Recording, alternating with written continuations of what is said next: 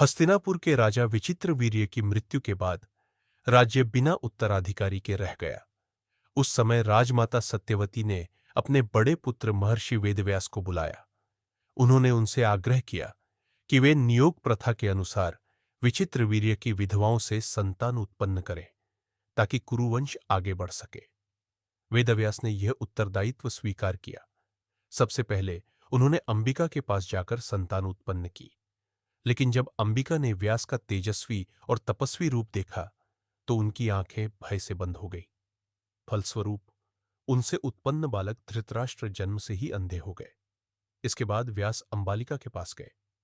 व्यास के तेज को देखकर अंबालिका का रंग पीला पड़ गया, इसलिए उनसे उत्पन्न हुआ पुत्र पांडु अत्यंत तेजस्वी तो था, परंतु उसका रंग पीला होने के कारण उसका नाम पड़ा पांडु। अब सत्यवती ने सोचा कि दोनों संतानें शारीरिक दृष्टि से पूर्ण नहीं है, इसलिए वंश को स्थिरता देने के लिए एक और संतान आवश्यक है।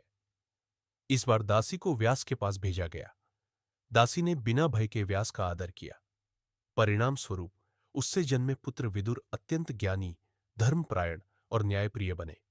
इस प्रकार कुरुवंश में 3 महत्वपूर्ण संतानों का जन्म हुआ।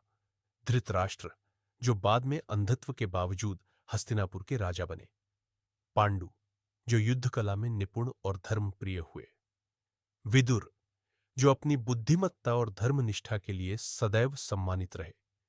यही तीनों आगे चलकर महाभारत की नींव बने, क्योंकि धृतराष्ट्र से हुए कौरव और पांडु से हुए पांडवों के बीच ही महाभारत का महान युद्ध लड़ा गया।